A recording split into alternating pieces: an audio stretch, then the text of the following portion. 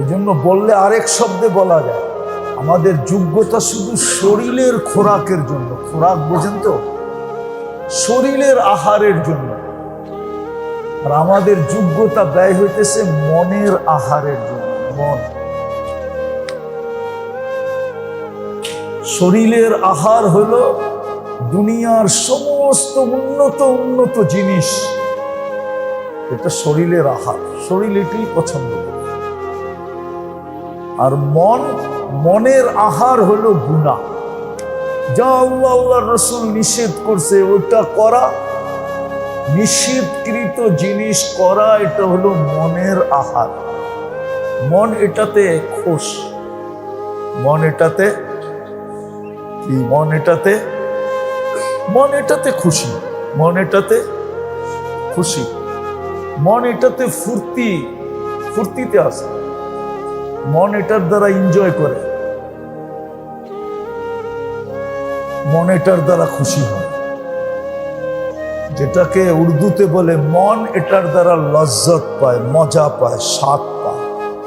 গুনার দ্বারা মন স্বাদ পায়। আজকে আমাদের যোগ্যতা এই দুটার পিছিয়ে লাগতেছে, দেহ আর মন। কিন্তু যোগ্যতা আল্লাহ এই জন্য উম্মতে মুহাম্মদীকে দিছিলেন না, আমাদেরকে যে যোগ্যতা দিছেন এটার জন্য না, বাকি দুনিয়াকে যোগ্যতা দিছেন দুনিয়া সাজানোর জন্য, এটা আমি বিশ্বাস করি। আর এটাই বাস্তব, কুরআন হাদিস এটাই বলে। মুসলমান ব্যতীত যাদেরকে আল্লাহ যোগ্যতা দিছে ওদেরকে দুনিয়া সাজানোর জন্যই দিছে। যেমন একটা কথা বললে বলা যায়, অন্ধ ব্যক্তির হাতে লাঠি এটা শোভা পায়, কেননা ও লাঠি দিয়েই চলে, ও লাঠি ব্যতীত চলতে পারে না, চলতে গেলে ও বিপদের সম্মুখীন হবে, বিদায় ওর হাতে লাঠি এটাই শোভনীয়। বাকি দুনিয়ার জন্য দুনিয়া দিছে, এটা অশোভনীয় কোনো জিনিস না, এটাই সঠিক। আর কোরআন এদিকে ইঙ্গিত দিছে, তামাত্তাউ কালিলান ফাইন্নাকুম মুজরিমুন, তোমাদেরকে এইখানেই দেওয়া হলো। হাদিসও এটাই বলছে, জান্নাতুল কাফের আর দুনিয়া জান্নাতুল কাফের, সব দুনিয়াকে আল্লাহ দুনিয়ায় দিছে। ওদের যোগ্যতা দুনিয়ার পিছনেই লাগবে, আর কোথাও লাগবে না, ওরা দুনিয়ার পিছে লাগাবে, এটাই বাস্তব।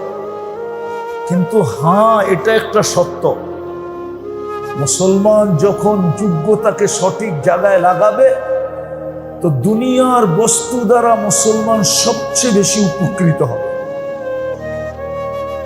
প্রমাণ দিব, আপনারা গুগলে সার্চ দিয়া দেখেন, দুনিয়ার সবচেয়ে দামি গাড়ি মুসলমান ব্যবহার করে। বিশ্বাস হয় না আপনাদের? না মনে হয় না, হয় না, না আসে হয়, আরে বিশ্বাস হয়? 24 ক্যারেট সোনায় মোড়ানো গাড়ি কে ব্যবহার করে? কে? দুবার প্রিন্স ব্যবহার করে, সে মুসলমান, সে তো নিজেকে কাফের বলে না, সে বলে আমি মুসলমান। তাকে জিজ্ঞেস করবেন, সে বলবেন মুসলমান, আসলে সে মুসলমান। এটাও আল্লাহর নিয়ম।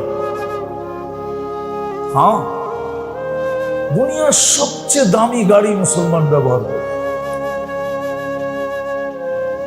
দুনিয়ার দামি প্রসাধনী মুসলমান ব্যবহার করে। আপনি দেখেন বিল গেটসের হাতে রাডু ঘড়ি আছে কিনা, দেখেন আপনি, ওর ঘড়ি পাবেন আপনি, ইন্টারনেটে দেওয়া আছে, এমনকি ওর প্যান্ট শার্টের দাম পর্যন্ত ইন্টারনেটে দেওয়া আছে। আমি মসজিদে বসে বলতেছি, কেউ যদি 300 টাকার উপর, $300 উপরে ওর শার্ট দেখাইতে পারে, আপনি যা গালি দিবেন আমি মাথা পেতা নেব। দুনিয়ার সবচেয়ে ব্র্যান্ডের জিনিস মুসলমান ব্যবহার করে। আপনি রাডু যান, দুনিয়ার দামি দামি যত ঘড়ি আছে যান, ওয়েবসাইটে যেয়ে দেখেন কারা ব্যবহার করে। দুনিয়ার দামি খাওয়া কারা খায়? আরে বলেন না, KFC সবচেয়ে বেশি কারা খায়? আলবাইক সবচেয়ে বেশি কারা খায়? মুসলমান। এটা আল্লাহ রসুলের, আল্লাহর ইঙ্গিত ছিল যে হ্যাঁ, ওদের জন্য দুনিয়া, কিন্তু তোমরা যখন সঠিক জায়গায় আজকে যতটুকু ব্যবহার করতেছি এর চেয়ে কোটি গুণ বেশি করতে পারতাম যদি আমাদের যোগ্যতা সঠিক জায়গায় লাগতো। আমাদের যোগ্যতা দুই জায়গায় লাগতেছে, হয়তো দেহ না হয় মন।